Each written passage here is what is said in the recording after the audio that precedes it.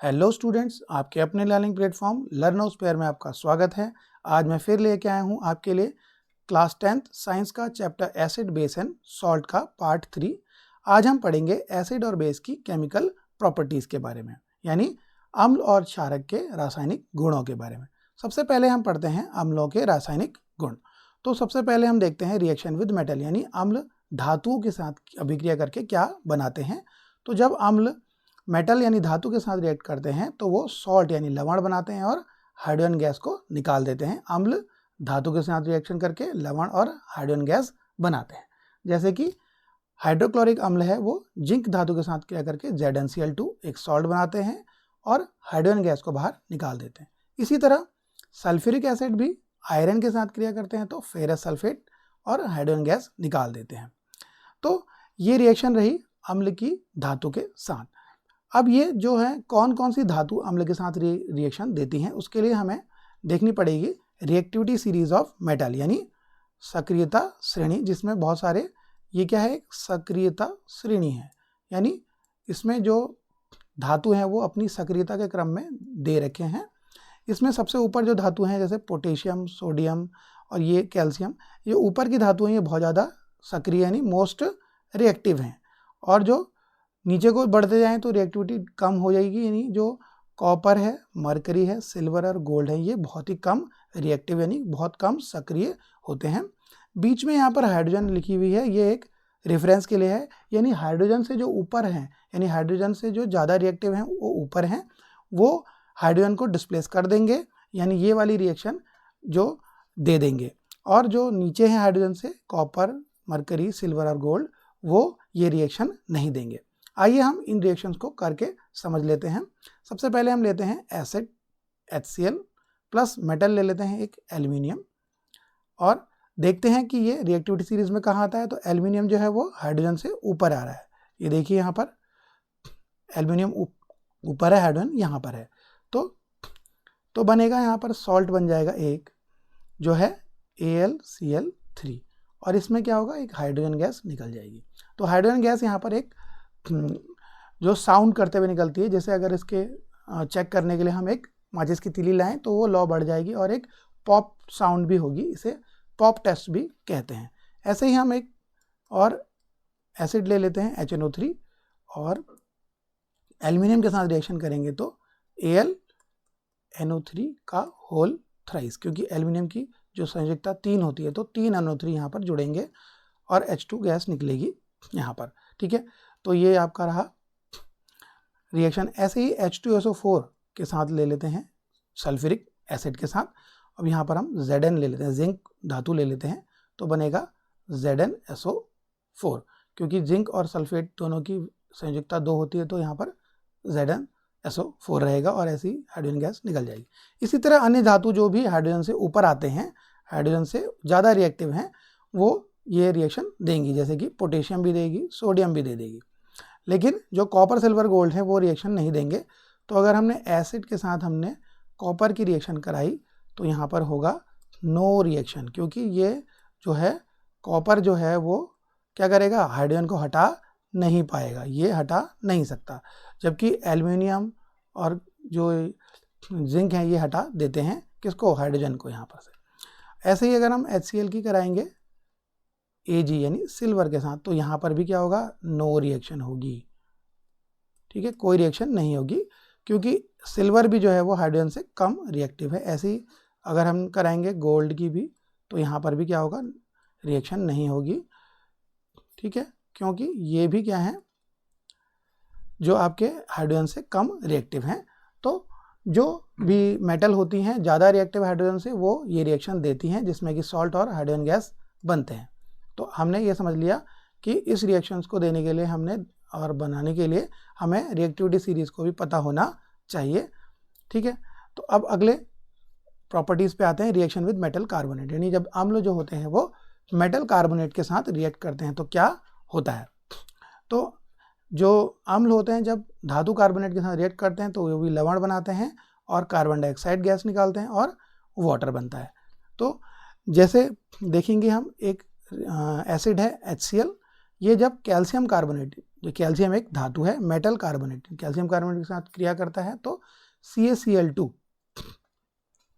ठीक है। तो ये बन रहा है आपका CaCl2 कैल्शियम क्लोराइड, और एक गैस निकल रही है कार्बन डाइऑक्साइड और H2O, ठीक है। तो ये रहा इसका धातु कार्बोनेट के साथ अभिक्रिया। अब हम इन को खुद अपना करके देख लेते हैं। जैसे HCl एसिड है, एक मेटल कार्बोनेट हम ले लेते हैं, एक सोडियम कार्बोनेट Na2CO3 ले लेते हैं, तो सॉल्ट बनेगा आपका NaCl, ठीक है। NaCl यहाँ पर हम 2 ले लेते हैं तो बैलेंस हो जाएगा 2NaCl प्लस CO2। तो यहाँ ध्यान देने की बात यह है कि यहाँ पर आपका निकलती है कार्बन डाइऑक्साइड गैस, क्योंकि जो आपका कार्बोनेट होता है CO3, इसमें CO2 गैस छिपी रहती है। तो हमें ध्यान देना है जब भी हम मेटल कार्बोनेट या मेटल हाइड्रोजन कार्बोनेट के साथ यानी बाई कार्बोनेट के साथ रिएक्ट करा रहे हैं तो CO2 गैस हमें निकालनी है, और सॉल्ट और वाटर जो है बाकी रिएक्शंस की तरह ही बनेंगी ज़्यादातर। अब ऐसे ही हम ले लेते हैं दूसरा एसिड HNO3 और एक मेटल कार्बोनेट ले लेते हैं CaCO3। तो आपका बनेगा यहाँ से मेटल पार्ट ये ले लेते हैं और यहाँ से नॉन मेटल पार्ट, तो CaNO3 का whole twice plus CO2 plus H2। तो यहाँ पर भी एक सॉल्ट बन रहा है और कार्बन डाइऑक्साइड गैस और वाटर। ऐसे ही हम देखें तो हम ले लेते हैं H2SO4 यानी सल्फ्यूरिक एसिड के साथ यहाँ पर मेटल कार्बोनेट Na2CO3। तो आपका बनेगा Na2SO4 plus CO2 plus H2O, ठीक है। तो यहाँ पर ये क्या बनेगा, यहाँ पर भी एक सॉल्ट बन गया, सोडियम सल्फेट, कार्बन डाइऑक्साइड और वाटर। तो इस तरह हमने देखा कि जब एसिड मेटल कार्बोनेट का रिएक्ट करते हैं तो सॉल्ट और वाटर तो बनाते ही हैं, बट इसमें कार्बन डाइऑक्साइड गैस निकलती है, जो भी इस रिएक्शन की खासियत है, ठीक है। अब हम आते हैं अगले प्रॉपर्टीज़ पर। जब ये अम्ल होते हैं वो धातु हाइड्रोजन कार्बोनेट यानी बाई कार्बोनेट के साथ अभिक्रिया करते हैं, तो इसमें भी यही होता है कि वो क्या बनाते हैं, लवण और जल तो बनाते ही हैं और कार्बन डाइऑक्साइड गैस निकलती है। जैसे कि HCl रिएक्ट कर रहा है सोडियम बाई कार्बोनेट के साथ, तो बन रहा है आपका क्या, NaCl जो कि एक लवण है, CO2 गैस और वाटर। अब हम इन रिएक्शंस को ही खुद करके देखते हैं। जैसे HCl ले लिया हमने, मेटल हाइड्रोजन कार्बोनेट हम ले लेते हैं एक, जैसे कि NaHCO3, ठीक है। ये हमने लिया मेटल हाइड्रोजन कार्बोनेट। इसके बाद बनेगा इसका आपका सॉल्ट, जैसे NaCl, यहाँ से आपका मेटल पार्ट, यहाँ से non metal part, plus CO2 plus water, तो ये बन गया। ऐसे ही हम एक और रिएक्शन लिख लेते हैं जिसमें हम मेटल हाइड्रोजन कार्बोनेट बदल देते हैं, ये आपका पोटेशियम हाइड्रोजन कार्बोनेट ले लेते हैं। तो इसमें बनेगा यहाँ K यहाँ से और Cl यहाँ से, तो आपका बना KCl plus CO2 plus H2O, ठीक है। इस तरह हम देख लेते हैं। अब हम इसमें क्या करते हैं, अगली रिएक्शन के लिए HNO3 एसिड ले लेते हैं, ठीक है, और यहाँ पर ले लेते हैं NaHCO3 यानी सोडियम बाई कार्बोनेट। तो यहाँ बनेगा Na यहाँ से ले लेंगे और नाइट्रेट यहाँ से, तो NaNO3, ये आपका सॉल्ट बना, CO2 गैस निकली प्लस H2O। तो इस तरह से आप खुद भी रिएक्शन बहुत सारी लिख सकते हैं एसिड की मेटल हाइड्रोजन कार्बोनेट के साथ, जिसमें बनता है सॉल्ट और वाटर तो बनते ही हैं हर रिएक्शन में। CO2 इसकी खासियत है क्योंकि यहाँ कार्बोनेट जो है उसमें CO2 गैस छिपी रहती है, इसको हमें यहाँ पर निकाल के दिखाना है यहाँ पर, ठीक है। तो ये रहा मेटल हाइड्रोजन के कार्बोनेट के साथ रिएक्शन। अब आते हैं हम अम्ल और क्षार की आपस में यानी एसिड और बेस की आपस में जो रिएक्शन होती है उसे हम कहते हैं न्यूट्रलाइजेशन यानी उदासीनीकरण, जिसमें जब एक एसिड और बेस आपस में रिएक्ट करते हैं तो वो सॉल्ट और वाटर बनाते हैं और एक दूसरे के जो इफेक्ट होते हैं उसे कैंसिल कर देते हैं, यानी एक दूसरे के गुणों को नष्ट कर देते हैं, और इसे कहते हैं हम उदासीन, क्योंकि जो बनते हैं सॉल्ट वो ज़्यादातर उदासीन सॉल्ट, उदासीन लवण बनते हैं। जैसे कि यहाँ पर देखें तो HCl जब NaOH के साथ क्रिया कर रहा है तो NaCl और H2O बना रहा है, जहाँ पर NaCl एक लवण है और H2O जो है वो पानी। अब इन रिएक्शंस को भी हम खुद करके देखते हैं। जैसे HCl हाइड्रोक्लोरिक एसिड, एक बेस ले लेते हैं हम यहाँ पर KOH, NaOH तो हमने पहले लेके दिख लिया है, तो यहाँ KOH ले लेते हैं। सॉल्ट बनेगा तो यहाँ मेटल पार्ट यहाँ से, नॉन मेटल पार्ट यहाँ से ले लेंगे, क्योंकि जो सॉल्ट्स होते हैं उनमें ध्यान देने वाली बात है कि पहला जो पार्ट होता है वो मेटल यानी धातु होती है पहले, और जो दूसरा पार्ट होता है वो होता है इसका नॉन मेटल यानी अधातु। यहाँ पर आपके सॉल्ट में धातु और ये होगी यहाँ पर अधातु, इससे मिलकर लवण बनते हैं। धातु हमेशा पॉजिटिव और अधातु नेगेटिव, तो पॉजिटिव पार्ट पहले और नेगेटिव पार्ट बाद में, प्लस वाटर यहाँ पर बना लेंगे। इसी तरह हम एक और एसिड ले लेते हैं HNO3 और यहाँ पर हम ले लेते हैं बेस NaOH। तो ये बनेगा आपका मेटल पार्ट यहाँ से ले लेंगे और नॉन मेटल पार्ट यहाँ से, तो बनेगा NaNO3। ये बन गया आपका लवण।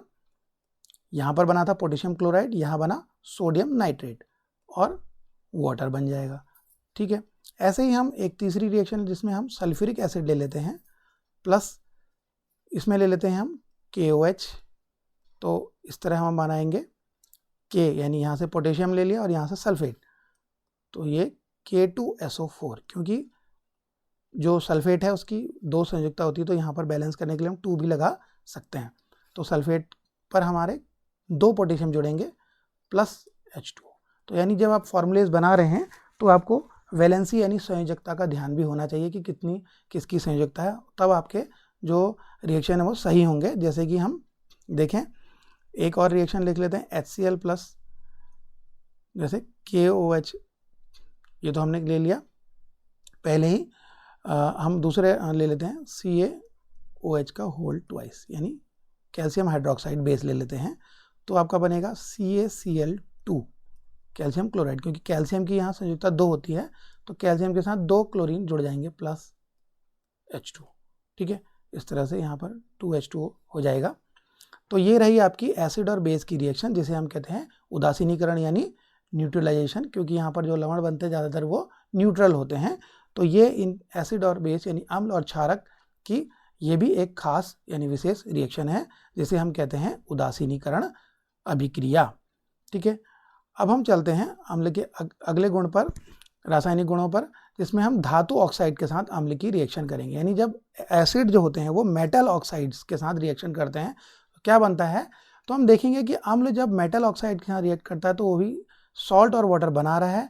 तो जो अम्ल के साथ जब लवण कब बनता है, जब अम्ल और क्षार यानी धातु ऑक्साइड जो होते हैं वो कैसे होते हैं, क्षारीय होते हैं, यानी मेटल ऑक्साइड जो होते हैं वो बेसिक होते हैं।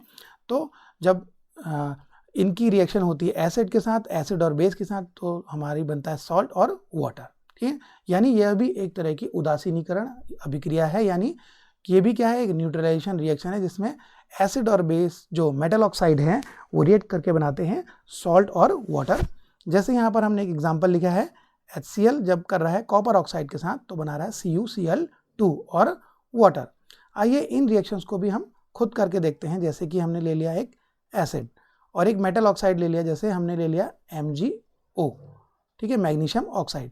तो आपका यहाँ पर बैलेंस करने के लिए 2 लगा लेते हैं, क्योंकि मैग्नीशियम की वैलेंसी होती है 2, तो क्लोरीन लगेंगे 2, तो बनेगा MgCl2 और प्लस वाटर आपका बन जाएगा। तो ये आपका क्या रहा, मेटल ऑक्साइड भी क्या है, एक तरह का बेस है, क्योंकि ये भी बेसिक नेचर के होते हैं, यानी ये भी लाल लिटमस को नीला कर देंगे। ऐसे ही हमने ले लेते हैं अगला एक दूसरा एसिड ले लेते हैं, हम बेस ले लेते हैं सोडियम ऑक्साइड Na2O, तो बनेगा आपका Na3, यानी Na यहाँ से मेटल पार्ट, यहाँ से नॉन मेटल पार्ट, तो सोडियम नाइट्रेट प्लस H2O। तो ये भी आपका क्या रहा, सॉल्ट बना और वाटर। ऐसे ही हम एक और सल्फ्यूरिक एसिड ले लेते हैं और एक मेटल ऑक्साइड लेते हैं, जैसे CaO ले लेते हैं कैल्शियम ऑक्साइड, तो बनेगा कैल्शियम सल्फेट, ठीक है, प्लस बनेगा वाटर। तो ये हमने देखा कि एसिड जब मेटल ऑक्साइड के साथ रिएक्ट कर रहे हैं अलग अलग, तो बना रहे हैं सॉल्ट और बना रहे हैं वाटर। तो ये भी रही आपकी एक उदासीनीकरण यानी न्यूट्रलाइजेशन रिएक्शन एसिड की मेटल ऑक्साइड के साथ। अब आते हैं अगले पॉइंट पर, जो कि है रिएक्शन ऑफ बेस, यानी जो बेस होते हैं वो अधात्विक यानी मेटल नॉन मेटल ऑक्साइड के साथ कैसे क्रिया करते हैं। तो हम देखेंगे जब क्षार अधात्विक ऑक्साइड के साथ क्रिया करते हैं तो लवण और जल बना रहे हैं, यानी जो अधात्विक ऑक्साइड होते हैं वो एक तरह से क्या होते हैं, अम्ल होते हैं, यानी जो नॉन मेटल ऑक्साइड होते हैं वो एक तरह से अम्ल हैं, क्योंकि जब बेस और एसिड यानी बेस और एसिड जब रिएक्ट करते हैं तो बनता है सॉल्ट और वाटर। तो हम देखेंगे कि जो अधातु ऑक्साइड होते हैं वो अम्लीय प्रकृति के होते हैं, यानी अधातु ऑक्साइड अम्ल नीले लिटमस को लाल कर देते हैं। जैसे कि यहाँ पर एक रिएक्शन दी है, NaOH जब CO2 के साथ क्रिया करता है तो बनाता है Na2CO3 जो कि एक लवण है और बनाता है वाटर। अब हम इनको भी देख लेते हैं अगली रिएक्शंस को। जैसे कैल्शियम हाइड्रोक्साइड एक बेस है और कार्बन डाइऑक्साइड एक नॉन मेटल ऑक्साइड है, तो यहाँ बनता है कैल्शियम कार्बोनेट चूना पत्थर, यानी चूना पत्थर, और बनता है वाटर। तो यहाँ पर देखेंगे कि जब ये बुझा हुआ चूना है यानी कैल्शियम हाइड्रोक्साइड, इसकी जब रिएक्शन होती है कार्बन डाइऑक्साइड के साथ तो बनता है कैल्शियम कार्बोनेट, जिसे हम क्या कहते हैं, लाइमस्टोन भी कहते हैं, चौक भी कहते हैं और मार्बल भी कहते हैं। और जो चूने में सफ़ेदी में जो चमक होती है वो कैल्शियम कार्बोनेट के बनने के साथ ही होती है। अब इस रिएक्शंस को समझते हैं। हम जब चूना लाते हैं कैल्शियम ऑक्साइड जो बिना बुझा चूना होता है, जब इसको हम पानी डालते हैं सफ़ेदी के लिए तो इसमें बनता है कैल्शियम हाइड्रो ऑक्साइड, जो कि ये क्या है, स्लैग्ड लाइम, यानी ये बुझा हुआ चूना, और ये है आपका बिना बुझा चूना। तो ये बनता है बुझा हुआ चूना। और जब ये बुझा हुआ चूना जब हम सफ़ेदी करने के लिए इसको थोड़ी देर छोड़ देते हैं तो ये चूने का पानी भी कह सकते हैं इसको। अब जब ये क्या करता है, वातावरण की कार्बन डाइऑक्साइड के साथ क्रिया करता है तो ये बनाता है कैल्शियम कार्बोनेट, जो कि हमने दिखाया है इस रिएक्शन में। यहाँ पर कैल्शियम कार्बोनेट बन रहा है, ठीक है। तो और क्या बन रहा है, वाटर बन रहा है। तो ये कैल्शियम कार्बोनेट यानी चूना पत्थर भी हम इसे कहते हैं, लाइमस्टोन यानी चूना पत्थर, मार्बल और चौक सब इसी के नाम है और फॉर्मूले इसके सेम है, चूना पत्थर। तो ये रिएक्शन हम देखेंगे कि इस तरह से होती है कि जो सफ़ेदी के लिए चूना होता है उसमें पानी डाला जाता है तो बनता है क्या, कैल्शियम हाइड्रोक्साइड यानी बुझा हुआ चूना। और जब ये वातावरण की CO2 के साथ क्रिया करता है तो ये बनाता है चूना पत्थर, ठीक है। तो इसी के कारण जो होता है वो जो सफ़ेदी चूने की करते हैं, पुताई करते हैं, जो चमक होती है वो कैल्शियम कार्बोनेट के बनने के कारण ही इसमें आ जाती है, ठीक है। अब हम देखते हैं reaction of base with non metal oxide. तो हम देखेंगे जो बेस है एक ले लेते हैं NaOH plus non metal oxide हम ले लेते हैं, जैसे कि हमने ले लिया था CO2, ठीक है। इसमें ले लेते हैं तो सॉल्ट बनेगा, इसमें बनेगा Na2CO3 और प्लस वाटर यहाँ पर बन जाएगा, ठीक है। तो इसमें हमें अभी बैलेंस करने पे नहीं जा रहे हैं, 2 लगा के हम इसको बैलेंस कर सकते हैं यहाँ पर। तो अगला जो इसमें देखेंगे कि एक और बेस ले लेते हैं हम यहाँ पर, जैसे कि कैल्शियम हाइड्रोक्साइड, ठीक है। और इसमें ले लेते हैं एक SO2, क्योंकि यहाँ पर जो कार्बन है ये भी एक अधातु यानी नॉन मेटल है। सल्फर जो है ये भी एक क्या है, नॉन मेटल है। ऑक्साइड का मतलब इसमें ऑक्सीजन होगी, दोनों में ऑक्सीजन है। तो यहाँ पर बनेगा CaSO3 कैल्शियम सल्फाइट, और इसमें बनेगा क्या, बनेगा वाटर बन जाएगा। तो कैल्शियम सल्फाइट यहाँ पर बन रहा है, ये एक सॉल्ट है और वाटर बन रहा है। ऐसे ही हम एक और रिएक्शन ले लेते हैं, इसमें बेस ले लेते हैं KOH प्लस यहाँ पर P2O5 यानी क्या है, फॉस्फोरस का ऑक्साइड है। ये फॉस्फोरस भी एक क्या है, अधातु है। तो इसमें ऑक्साइड ले लेते हैं तो यहाँ पर क्या बनेगा, ये बनेगा K3PO4 प्लस H2, ठीक है। तो यहाँ पर 3H2 यहाँ पर लगाने पड़ेंगे हमें और यहाँ पर 6KOH, तब जाके बैलेंस ये हो जाएगा। तो इस तरह हमने देखा कि जब बेस हैं वो नॉन मेटल ऑक्साइड के यहाँ भी क्या बना रहे हैं, सॉल्ट बना रहे हैं और वाटर बना रहे हैं। इससे पता चलता है कि जो नॉन मेटल ऑक्साइड हैं वो भी क्या हैं, एक तरह से एसिड हैं, क्योंकि जब बेस और एसिड जब रिएक्ट करते हैं तो सॉल्ट और वाटर बनता है, ठीक है। तो इस तरह हमने देखा कि रिएक्शन जो बेस की नॉन मेटल ऑक्साइड के साथ किया करके सॉल्ट और वाटर बनाते हैं। आई होप कि आपको ये वीडियो पसंद आया होगा, तो इसे लाइक करें और ज़्यादा से ज़्यादा अपने दोस्तों और क्लासमेट्स के बीच में शेयर करें और हमारे चैनल को सब्सक्राइब करना न भूलें। थैंक यू, धन्यवाद। मिलते हैं अगले वीडियो में।